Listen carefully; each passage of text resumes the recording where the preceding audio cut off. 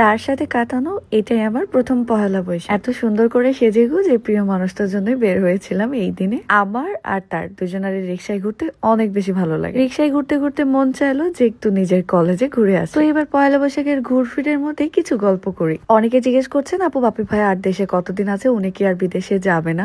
সে চলে যাবে। আপনাদের কাছে এটা অনেক লম্বা সময় মনে হলেও আমার কাছে মনে হয় এই তো সেদিন এলো। আর যতই দিন চলে যাচ্ছে ততই আমার ভয়টা বাড়ছে। যদি সে না যেত তাহলে আমি বেশি খুশি হতাম, তবে অবশ্যই তাকে যেতে হবে। ঈদের পরেই তার চলে যাওয়ার কথা ছিল, বাট তার গ্রামের বাসায় জরুরি একটা কাজের জন্য সে আরো কিছুদিন থাকবে। আরো কিছু প্রশ্ন আছে আপনাদের। এই যেমন নওরিনাপুর বিয়ে হয়ে গেল, আপু আপনি বিয়ে করবেন না? নওরিনাপুর বিয়েতে আপনাকে দাওয়াত দেয়নি? কাউকে বিয়ে করতে দেখে কি বিয়ে করতে হয় নাকি আপনার ভাগ্যে যেদিন আছে সেদিনই হবে? আর রইল দাওয়াত। আমার থেকেও নওরিনের কাছের আরো অনেক মানুষ আছে যারা এই বিয়েতে যেতে পারেনি বা উপস্থিত হতে পারেনি। পৃথিবীতে যত মানুষের সাথে আপনার ভালো সম্পর্ক হোক না কেন, সব সময় বা সব মুহূর্তেই যে আপনি তাদেরকে কাছে পাবেন বা থাকবে এটা কিন্তু মানে নেই। দূরে থাকলে কি সম্পর্ক ভালো থাকে না? তার এই শুভ কাজে তাকে দোয়া করা যায় না? দোয়া করি তার আগামী দিনগুলো যেন অনেক ভালো কাটুক, অনেক অনেক হ্যাপি থাকুক। এবার থাকলো আমরা বিয়ে করছি কবে। প্রতিটা মেয়েরই থাকে তার জীবনের স্পেশাল দিনটা যেন অনেক বেশি স্পেশাল হয় এবং সবার থেকে যেন আলাদা হয়। ঠিক তেমনি ভাবে আমাদেরও অনেক ইচ্ছে আছে যা চাইলেও এখন আমরা পূরণ করতে পারছি না। এটার জন্য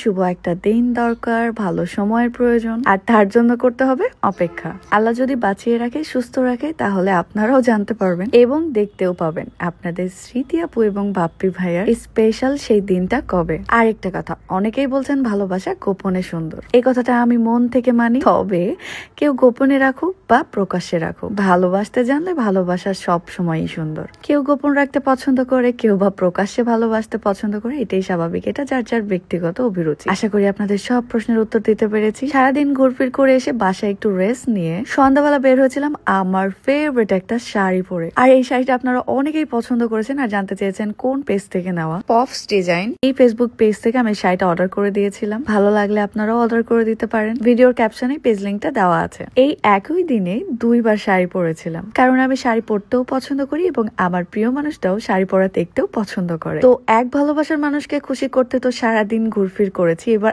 আরেকজন বাকি ছিল, সে তো একদম অভিমান করেছিল। এবার যাব তাকে খুশি করতে। আর এই প্রোগ্রামটা হচ্ছিল রাজশাহী বিশ্ববিদ্যালয়। ভাবলাম একটু প্রোগ্রামটা দেখে যাই। এত সুন্দর সুন্দর গান, নাচ, সবাইকে এনজয় করতে দেখে আমিও ভার্সিটি লাইফ খুব মিস করছিলাম। যাই হোক, অবশেষে চলে আসলাম আমার সব প্রিয় মানুষদের সাথে দেখা করতে, স্পেশালি আমার বান্ধবীর জন্য। সে তো খুব অভিমান করেছিল তাকে নিয়ে দিনের বেলা কেন বের হইনি। ভালোবাসার মানুষের অভিমান দেখলেও মনে মনে খুশিই লাগে। কেউ একজন আছে আমার সময় তার কাছে কত ইম্পর্টেন্ট, আমার সময়গুলো তার কাছে কত মূল্যবান। এই যে আমার সুন্দরী বান্ধবী, যদিও সে অনেক অসুস্থ, তারপরও হাসি মাখা মুখ দিয়ে নিজের সব কষ্ট ভোলার চেষ্টা করে আর আমাকে খুশি করে। কেমন লাগছে আমাদের দুই বান্ধবীকে কমেন্টে জানাতে অবশ্যই ভুলবেন না। আরেকটা মজার বিষয় হলো মেঘলা আর আমার ম্যাচিং হয়েছে। আমি এই শাড়িটা নেওয়ার পরে মেঘলা বলছে আপু শাড়িটা খুব সুন্দর লাগছে, আমাকে পরলে কি ভালো লাগবে? আমি বললাম হ্যাঁ, শাড়ি পরলে তো এমনি মেয়েদের সুন্দর লাগে, আর এই শাড়িটাও সামনাসামনি অনেক বেশি সুন্দর। মেঘলাকেও অনেক সুন্দর লাগছিল।